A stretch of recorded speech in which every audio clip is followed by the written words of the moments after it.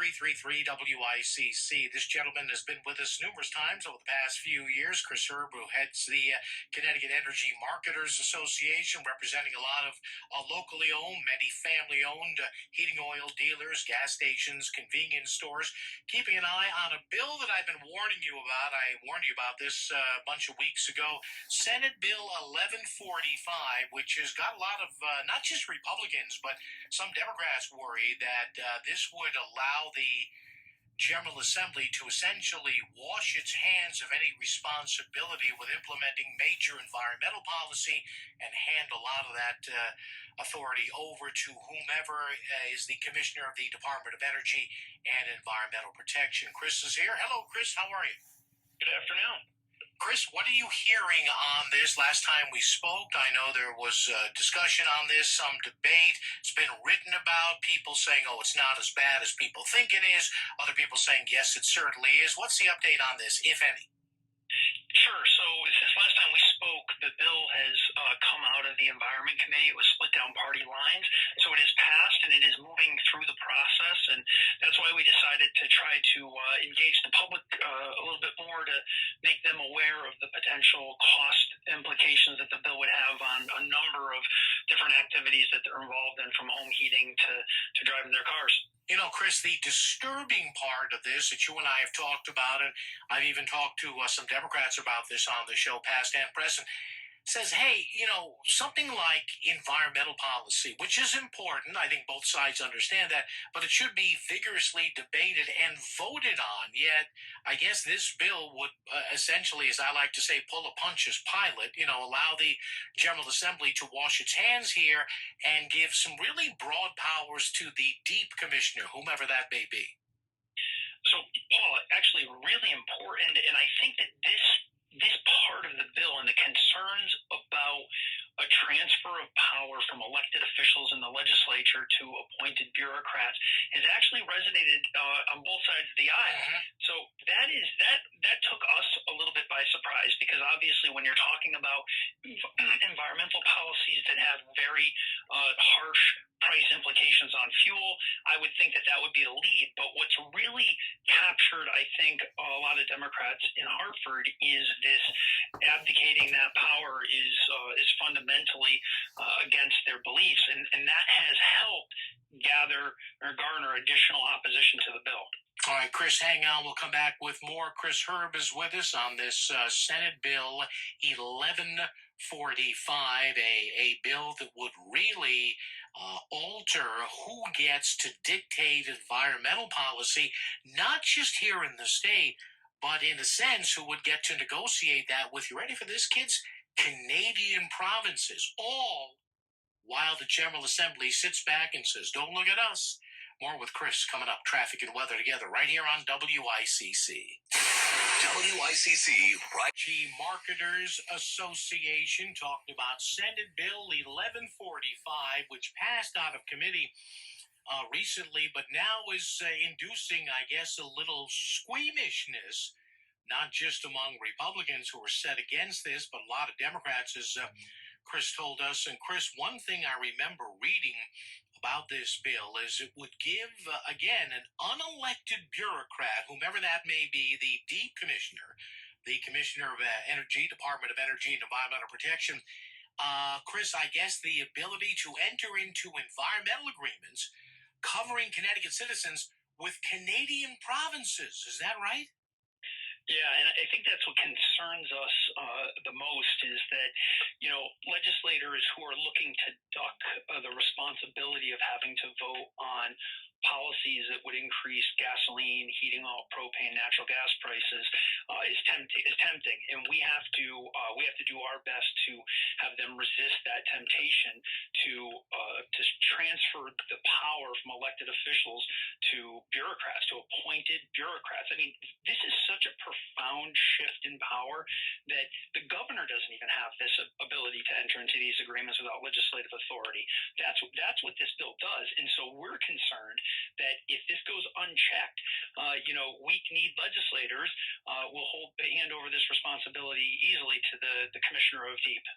Is there any indication, Chris Herb, about how the governor actually feels about this? In other words, they could pass this, he could veto it, and then you don't know whether the veto could be overridden. But has Governor Lamont given any at least recent update as to how he thinks about this in his gut?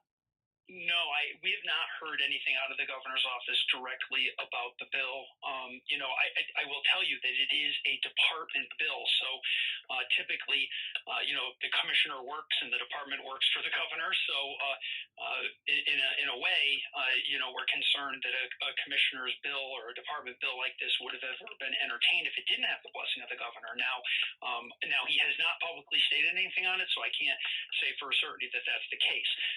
We've been working legislators on this, and again, the good government angle about transfer of entering into tax agreements with Canadian provinces or other states like California has drawn a lot of concern, which we're happy with. But let's not miss that this is, if the deep commissioner got this power and then she entered into a Canadian like cap and trade program, this is 83 cents a gallon on home heating oil, 72 cents a gallon on gasoline at a maximum. The way California does it is they cap what the tax is, and those are big numbers. I mean, this drags middle income working families, seniors on fixed incomes, people in low income communities underwater.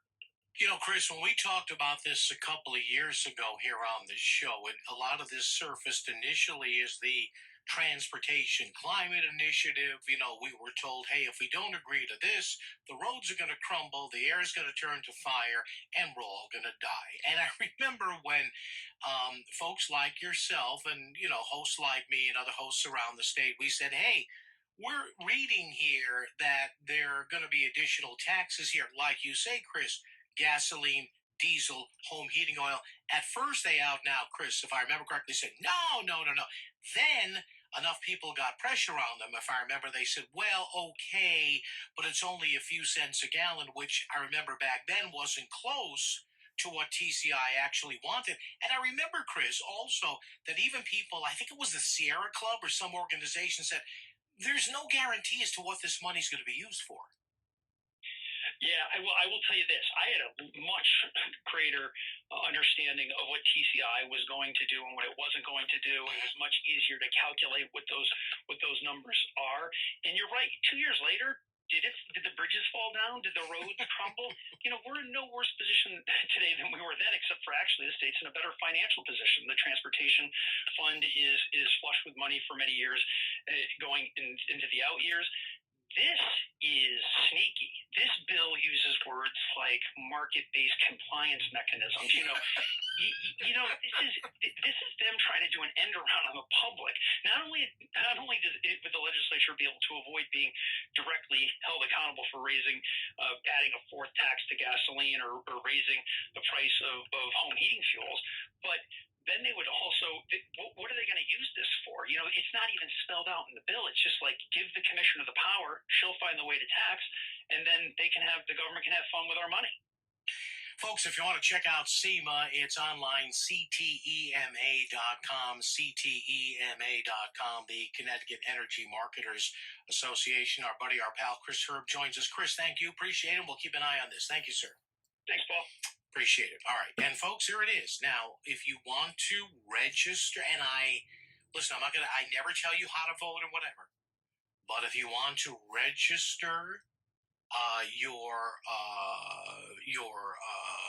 opposition to this, do it gently, be courteous, whether it's an email to your local legislator or to the governor's office or a phone call. Tell them you are concerned with the costs associated with SB 1145. SB 1145. And tell them that, you don't think this is the way to go. The problem with this is, and again, just to, get out of the woods here so you can understand this. The problem is that this would allow the General Assembly largely to wash its hands. They'd be allowed to go full Pontius Pilate here and say, hey, we don't want to debate X, Y, and Z on environmental taxes and cap and trade. We're going to let the commissioner of deep just do that. No, it doesn't work that way. Have the balls, if you'll excuse me, literally for guys in the legislature, figuratively for women, but I know that's a point of confusion these days. Oh, look at that. There's no, oh, whatever. Look me in the eye now. Thank you. Look, you gotta have the guts to debate this stuff. Get up there and hit the green or red light, the yay or nay line on this. But again, this bill, it's SB 1145. SB 1145.